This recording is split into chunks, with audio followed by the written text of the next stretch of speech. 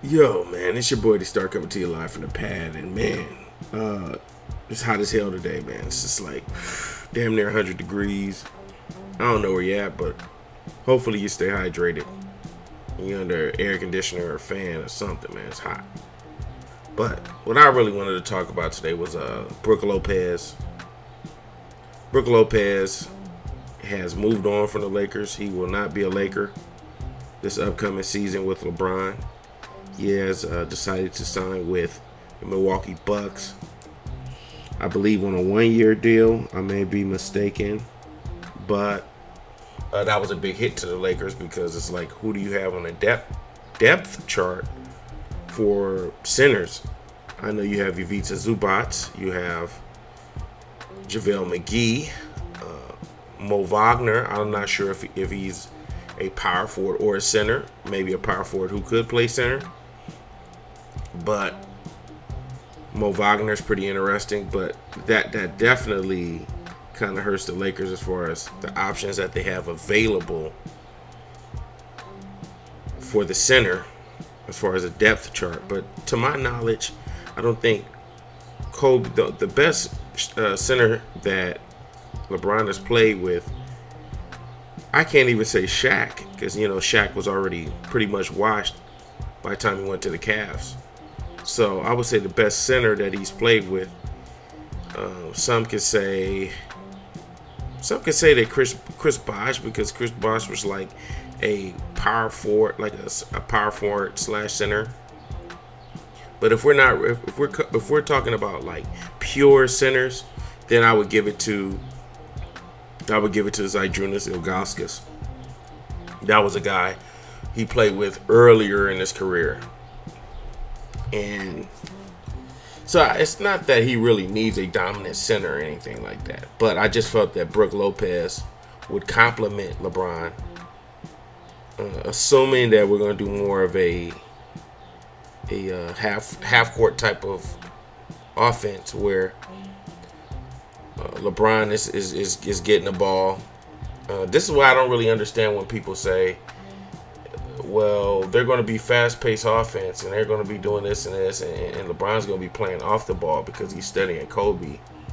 But I think all of the greats study each other, so I don't really see that as a thing where LeBron's going to really switch up his game, and we're going to get a new LeBron.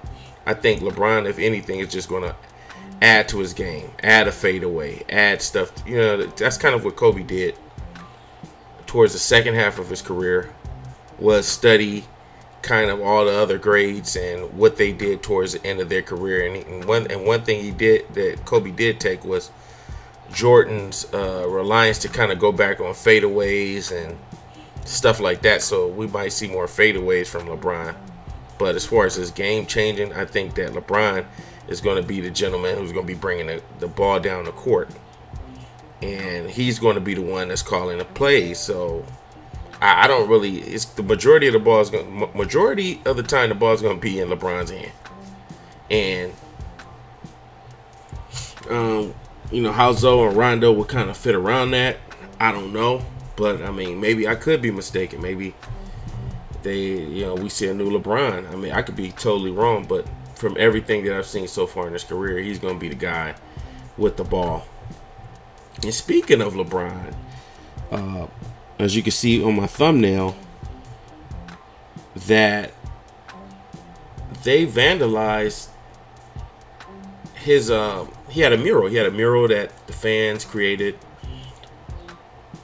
in Venice, California, that was kind of this big beautiful mural that said the King of LA. And it was kind of paying homage to LeBron James coming to LA and his name being King James. It's kind of a play off words. I didn't really take it like King of LA, but if you think about it, he's a king of the NBA. He decided to come to LA. He's kind of the king of LA right now. I didn't take it as a disrespect to Kobe. I think majority of the Laker fans didn't take it as a disrespect to Kobe. However, there was some weirdo who was posting some on Twitter talking about he would pay somebody $300 to go vandalize that mural because he was like, oh, you know, LeBron doesn't have rings and da da da da da. So yeah, it's like, I would say 60 to 70% of the Laker fans are very excited about LeBron coming to LA. The ink hasn't even dried on the paper. That's why the jerseys haven't really been released on the NBA store. Everybody's waiting to get a jersey. You know, my wife's bothering me. Hey man, what's up with the LeBron jersey? I'm trying to get the LeBron jersey. And I said, hey, they ain't put it up because he ain't signed he hasn't signed the contract. So people that aren't even Lakers fans or even watching basketball, they're going to start to become Laker fans. So it was very disrespectful. And what was written on there was, we don't want you, 3-6, LaFraud, no king, right? It's ridiculous. I won't go on a tangent about all this and this and this and that, you know, but it's a big deal that LeBron's here.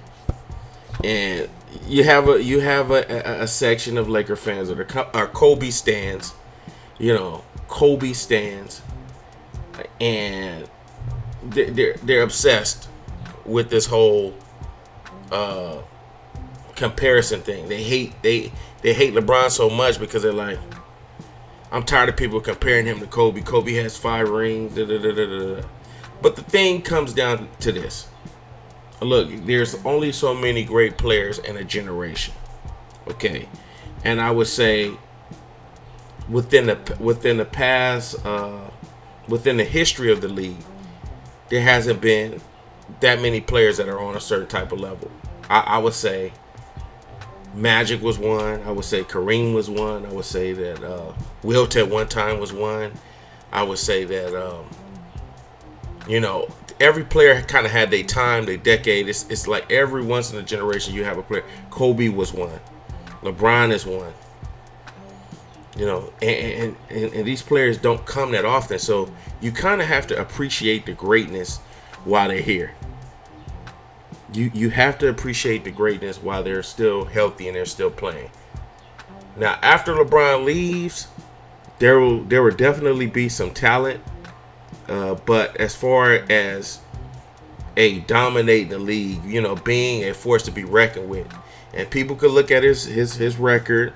They call a lot of LeBron stans the 3-6 Mafia, if you get it, you know, because he went 3-6 in the finals, so they call LeBron stans the 3-6 Mafia, and you know, LeBron sexuals. So you know, the guy has talent. You can't deny it. But the reason why you have what's going on in Golden State is it's sort of a play on, you know, LeBron kind of leaving to go to the Miami Heat. Even though I don't see it as the same situation, it was a player who decided to join up with some other all-stars to kind of dominate the league.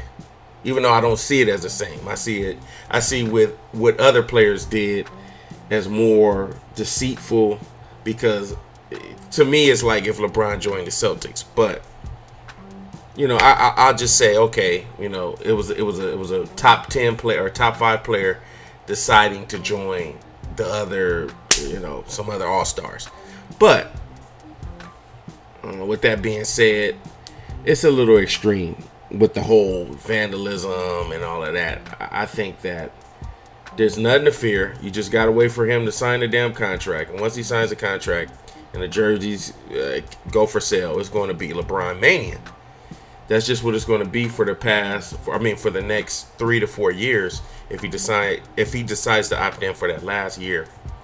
And Kobe says he has no issue with it. Kobe has no problem with LeBron, so I don't see what the big fuss is about. You know, I don't see what the big fuss is about legacies and this and that. You just gotta let the legends come out here and play basketball. That's all they can do. I'm out.